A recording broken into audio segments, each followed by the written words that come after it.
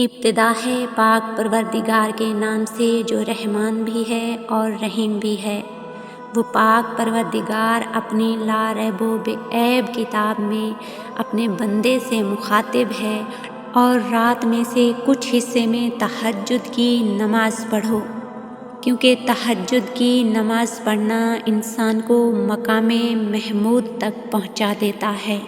قرآن پاک میں ایک جگہ پہ نہیں بلکہ کئی مقامات پر نماز تہجد کا ذکر کیا گیا ہے۔ تہجد اللہ تعالیٰ کی طرف سے ایک کھلی دعوت ہے جس میں وہ اپنے بندوں کو اپنے قریب لانا چاہتا ہے، اپنے پاس بلاتا ہے۔ وہ جن کی بے چین راتوں کو اپنی محبت سے بھرنا چاہتا ہے، وہ جن کو سکون عطا کرنا چاہتا ہے، انہیں کو تو وقت تہجد اپنے سامنے بلاتا ہے۔ وہ جنہیں دنیا سے الگ کر کے اپنی آغوش میں چھپانا چاہتا ہے، وہ رب انہیں ٹوٹے لوگوں کو ہی تو تہجد کی طلب عطا کرتا ہے۔ تہجد بہت افضل عبادت ہے، تبھی یہ فرض نہیں کی گئی، کیونکہ فرض عبادات تو انسان اکثر خوف خدا سے پڑھتا ہے یا یہ سوچ کر بھی پڑھ لیتا ہے کہ اس کا روز محشر سوال کیا جائے گا، مگر تہجد انسان ہر ڈر سے آزاد ہو کر پڑھتا ہے اور نہ ہی یہ سوچا جاتا ہے کہ یہ فرض ہے۔ تہجد عشق کی نماز ہے اور بس یہ سوچ کر پڑھی جاتی ہے کہ آج اللہ سے ملاقات کرنی ہے، آج اللہ سے بات کرنی ہے۔ جب سب سو رہے ہوں گے، جب گفتگو کی آواز اور ہچکیاں لیتا ہوا دل کسی کو دکھائی نہیں دے گا، جب دل اللہ کی محبت سے بھر جاتا ہے، تب اللہ انسان کے دل میں اتنی تڑپ پیدا کر دیتا ہے کہ وہ رات کے گھپ اندھیرے میں اپنی سکون دہ نیند چھوڑ کر اللہ سے ملنے آتا ہے۔ اور سوچو وہ منظر جب تم اللہ سے ملاقات کے لیے اس کے روبرو جاؤ اور وہ پہلے سے تمہارے انتظار میں ہو، تو کیا کیفیت ہوگی؟ سارا جہان محبت کے رنگوں میں ڈھل جائے گا، ہر چیز معجزہ لگے گی اور اللہ کی محبت سے دل یوں پھٹنے لگے گا جیسے سکون سے ابھی جان نکل جائے گی۔ تبھی تو سب سے لاڈلی عبادت ہے اور اس عبادت تک پہنچ جانے والا اللہ کا سب سے لاڈلا بندہ ہے۔ اور بتاؤ پھر جب لاڈلا فرمائش کرتا ہے، جب دعا کرتا ہے، جب اللہ سے کچھ مانگتا ہے، تو کیا اسے خالی لوٹانے کی گنجائش باقی رہتی ہے؟ نہیں، بالکل بھی نہیں۔ تہجد کو آتے ہیں سارے ہنر اللہ کو منانے کے۔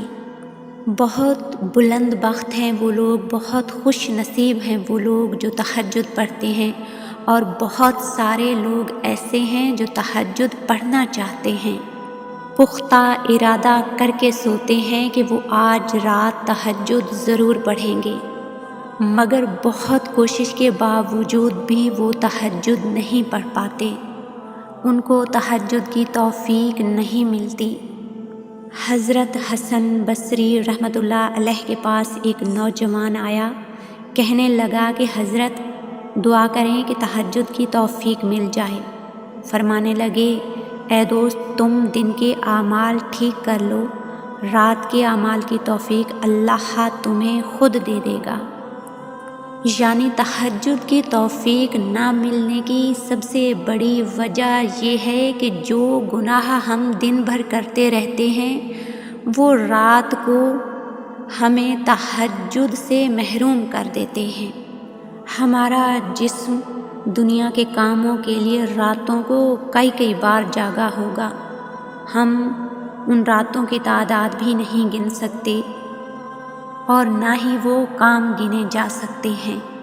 رات کو کئی بار آنکھ کھلتی ہے لیکن تہجد کی توفیق نہیں ملتی، کوشش کے باوجود بھی اللہ سے ملاقات کا شرف نصیب نہیں ہوتا۔ اور کچھ لوگوں کو تو فجر کی نماز کی بھی توفیق نہیں ملتی، وہ بھی اسی وجہ سے ہوتا ہے کہ دن بھر کے گناہ صبح نماز فجر کے لیے اٹھنے نہیں دیتے۔ اگر تم شوق رکھتے ہوئے بھی تہجد نہیں پڑھ پاتے ہو تو اپنے دن بھر کی روٹین کا خیال رکھیں۔ نماز فجر سے لے کے نماز عشاء تک اپنے آپ کو ہر اس کام سے دور رکھیں جو اللہ کی ناراضگی کا باعث بنتا ہے، تو یقین جانیں اس دن کے بعد آنے والی رات تمہارے لیے تہجد کا تحفہ لے کر آئے گی انشاءاللہ۔ اب رمضان کا مہینہ آ رہا ہے تو تہجد پڑھنا تمہارے لیے اور زیادہ آسان ہو جائے گا، کیونکہ جب تم صبح سحری کے لیے اٹھتے ہو تو وہ تہجد کا بہترین وقت ہوتا ہے۔ تو آپ سب سے پہلے نماز تہجد پڑھ لیں اور اس کے بعد سحری کر لیں اور پھر روزہ رکھ لیں اور پھر نماز فجر کا وقت ہو جاتا ہے تو آپ ایک ساتھ بہت ساری عبادتیں کر سکتے ہیں۔ اس طرح کرنے سے پھر رمضان کے بعد بھی آپ آسانی سے تہجد پڑھ پائیں گے، پھر آپ کی روٹین بن جائے گی۔ دعا ہے اللہ تعالیٰ سے کہ اللہ تعالیٰ ہم سب کو اپنی ملاقات کا شرف نصیب فرمائے اور ہمیں نماز تہجد کی توفیق عطا فرمائے۔ آمین یا رب العالمین۔